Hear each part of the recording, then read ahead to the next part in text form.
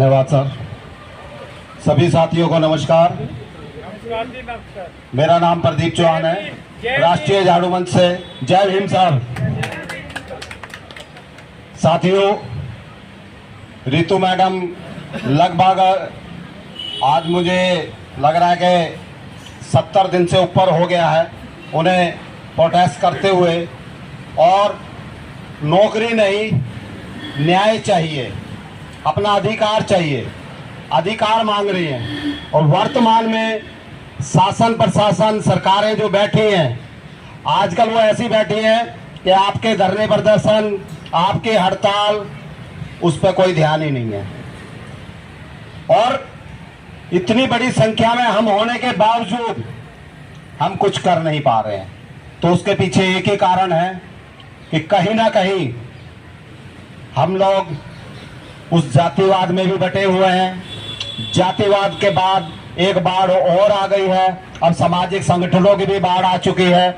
आप यहाँ पे देख ही रहे हैं, हर संगठन का अपना अलग अलग जो दौर चल रहा है, उस दौर से आपको अब ऊपर उठना पड़ेगा। अब हमारी ये लड़ाई संगठन की या जाति की नहीं, हमारे अधिकार की है। जो व्यवस्था हमें मिली, क्या हमारे आने वाली पीढ़ी के लिए वो सुरक्षित है? तो शायद जवाब नहीं में आएगा, क्योंकि वो व्यवस्था तो इन्होंने हमारे सामने खत्म कर दी, जिसका बहुत बड़ा रूप ले चुकी है ठेकेदारी प्रथा। उस ठेकेदारी प्रथा में जब कभी स्टार्ट हुई थी, तो आप जैसे किसी साथी ने भी किसी को कहा कि मेरे 2 आदमी लगा देना, मेरा 1 आदमी लगा देना, वो लग जाता था आराम से। आज व्यवस्था वो हो गई है, उस ठेकेदारी में लगने के लिए भी कहीं ना कहीं आपको रिश्वत देनी पड़ रही है। उस ठेकेदारी में लगने के लिए भी आज भ्रष्टाचार इतना बढ़ चुका है। जो वर्तमान में दिल्ली सरकार है, भ्रष्टाचार का नाम लेकर हमने उसको 1 बार नहीं 2 बार पंजाब में भी सरकार बनवा दी, मगर हमारे उन कर्मचारियों का या हमारी उस व्यवस्था को उन्होंने चेंज नहीं किया, बल्कि उस ठेकेदारी में एक इजाफा और हो गया कि उसमें पैसे लगने लगे। तो वर्तमान में जो सरकारें हमने चुनी है, क्या ये हमारी उपेक्षा पे खरी उतर रही है? अगर हमारी उपेक्षा पे खरी नहीं उतर रही है, तो इसको बदलने का काम कौन करेगा? हम सबको करने पड़े।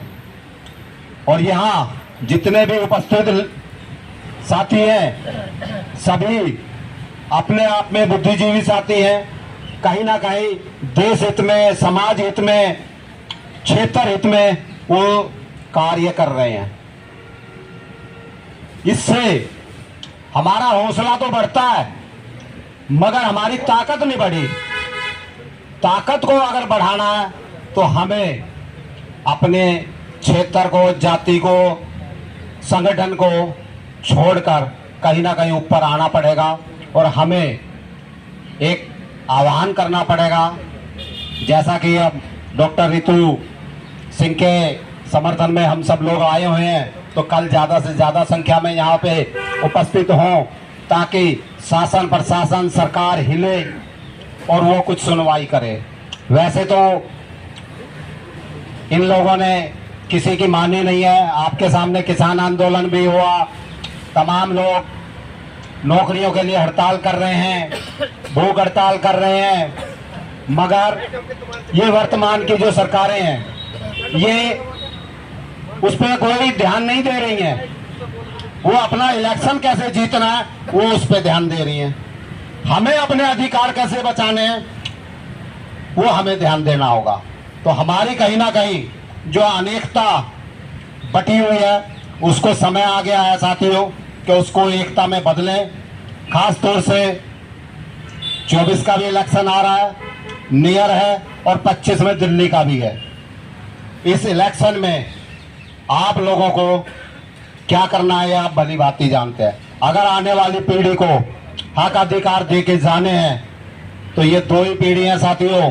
कुछ नौजवान साथी हैं, कुछ हमारे जैसे ओल्ड में। आज ये 2 ही पीढ़ी हैं। जो इस लड़ाई को लड़ सकती हैं, अन्यथा जो अभी पीढ़ी पैदा है वो तो अभी ना समझ है। अगर उनको कुछ देकर जाना है तो उसके लिए निकलो बाहर मकानों से और जंग लड़ो बेईमानों से। ये हमें नीति अपनानी पड़ेगी और कहीं ना कहीं हमें बाहर आना पड़ेगा, क्योंकि जब तक हम त्याग भावना अपने अंदर नहीं लाएंगे, त्याग नहीं करेंगे, घर बैठे आपको कुछ नहीं मिलेगा। वो दौर और था, शायद वो दौर हमारा था, सुनहरी दौर था। एक अप्लाइमेंट से कॉल आई, लोग इंटरव्यू पे भी नहीं जाते थे, फिर भी लग रहे थे। और आज एक ठेकेदारी में लगने के लिए, एक सफाई कर्मचारी को भी लगाने के लिए 25-30 हजार से लेके बढ़ता ही जा रहा है ग्राफ, 1 से 1.5 लाख तक पहुंच गया है। तो भाई ये कहां से आएगा पैसा? ये कौन सी सरकारें बैठ गई हैं जो भ्रष्टाचार खत्म करना चाह रही थी, तो भ्रष्टाचार और बढ़ रहा है। और कहीं ना कहीं हम लोग भी उसमें शामिल हैं, क्योंकि उस भ्रष्टाचार को बढ़ाने में हमारा सहयोग है। क्योंकि बेरोजगारी इतनी बढ़ गई है, जिसके कारण हर कोई चाहता है कि पहले मैं लग जाऊं, मेरा घर सुरक्षित हो जाए, मेरे बच्चे पल जाएं। तो आज स्थिति वो आ गई है, ना आपके पास शिक्षा बच रही है, ना रोजगार बच रहा है, स्वास्थ्य का बुरा हाल है, सुरक्षा भी नहीं है। आए दिन आपने देखा होगा मनीषा हाथरस का मामला आप देख चुके हैं। दिल्ली कैंट में 9 साल की बच्ची का, आप लोग सब उस पर टेस्ट में भी शामिल होंगे। अभी कुछ समय पहले जालोर में, जो अभी भाई साहब एक कविता सुना रहे थे, वो घटना अभी भी घटी है। एक 8-9 साल के बच्चे को मटका छूने पे ही इतनी पिटाई कर दी कि वो एक्सपायर हो गया। तो आज भी वो लोग अपना काम कर रहे हैं। अगर काम नहीं कर रहे हैं तो कहीं ना कहीं वो हमारी जो काम है, हम काम तो कर रहे हैं, हमें लग रहा है हम लोग काम कर रहे हैं, मगर वो जो एकता हमारी बननी चाहिए ना, वो अभी अनेकता में ही बटी हुई है। उस अनेकता को एक में लाना होगा। हर बेटी के साथ या किसी के साथ भी जो जुल्म हो रहा है, उसमें संघर्ष हमारा नारा तो है, मगर संघर्ष नजर नहीं आ रहा। नहीं तो ये दिल्ली राजधानी है, 1 घंटा अगर कोई रोड जाम हो जाए ना, तो चारों दिल्ली के कोने जाम हो जाते हैं। मगर यहाँ अभी कुछ भी नहीं हुआ, क्योंकि वो आवाज चंद लोगों के, जो आजकल व्हाट्सएप, फेसबुक, ट्विटर, इंस्टाग्राम, उस पर लड़ाई ज्यादा लड़ रहे हैं। लेकिन जो जमीनी लड़ाई है, जब तक आप नहीं निकलोगे घरों से, वो कामयाब नहीं होगी। तो जमीन पर आने के लिए जो साथी यहाँ आए हुए हैं, उन सबका धन्यवाद। और ये एक मैसेज पहुंचाओ कि भाई कल ज्यादा से ज्यादा संख्या में आए। अगर जितने होर्डिंग, पोस्टर, बैनर लगे हुए हैं, अगर उसकी कार्यकारिणी भी पूरी आ जाती है तो भी यहाँ पे नजर आएगा। क्योंकि आज देश में लाखों संगठन है, लेकिन लाखों संगठन के भी प्रतिनिधि पूरे नहीं उपस्थित होते हैं। भाई उन संगठनों का क्या करोगे आप? फेसबुक पे ही लड़ाई लड़ते रहोगे, ट्विटर पे ही लड़ाई लड़ते रहोगे कि मैंने क्रांति कर दी, या उसी पे जय भीम बोलते रहेंगे? समय आ गया है कि बाहर निकलो। आज आप लोगों को बाहर निकलना पड़ेगा। अगर अपने बच्चों को चाहते हो, एक कहावत कहते थे बड़े बुजुर्ग कि दादा खरीदे पोता भरते। आप घर मकान जो देके जा रहे हो ना, शायद ये 10,000, 12,000, 15,000 ये दिल्ली में मिल रहे हैं। दिल्ली से बाहर 7,000, 8,000, 6,000, हिमाचल में 4,000। उन्होंने 2 शिफ्ट में बांट दिया कर्मचारियों को कि लंच से पहले तू आएगा, लंच से बाद तू आएगा। 8,000 में से भी 4-4,000। जब आपको इतनी सैलरी मिलेगी, आप अच्छी शिक्षा की बात कर सकते हो, सोच सकते हो, कर नहीं सकते हो। अच्छा खान पान दे सकते हो, नहीं दे सकते। अगर हमारी स्थिति ऐसी ही है तो भाई ये जीना बेकार है, मरना तो तय है। अभी पिछले 2 साल पहले आपने कोरोना का बहुत प्रकोप देखा। 2021 में बहुत मौतें हुई हैं। मैं हेल्थ डिपार्टमेंट से रिटायर हूं, मैंने देखा है कि उस समय का दौर कैसा था।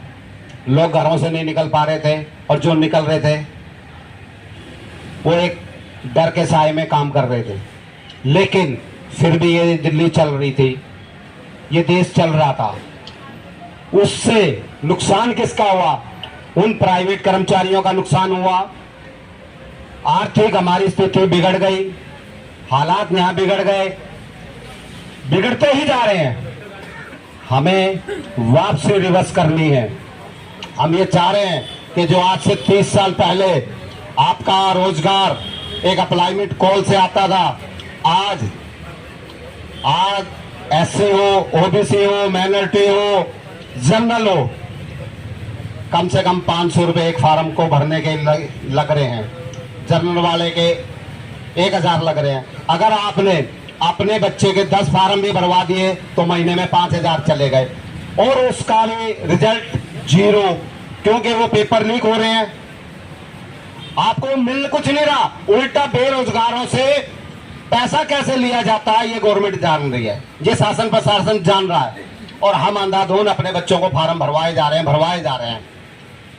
वहां कोई ये डिक्लेयर नहीं करता कि यहाँ पे 200 वैकेंसी है तो 4000 फार्म भर दो, 200 पे भी वहां 4 लाख फार्म भरा जा रहा है, उसमें से ड्राफ्ट फाड़ा जा रहा है और ऐसे डस्टबिन रखे हैं उनमें फेंका जा रहा है। हम लोग किस दिशा में जा रहे हैं?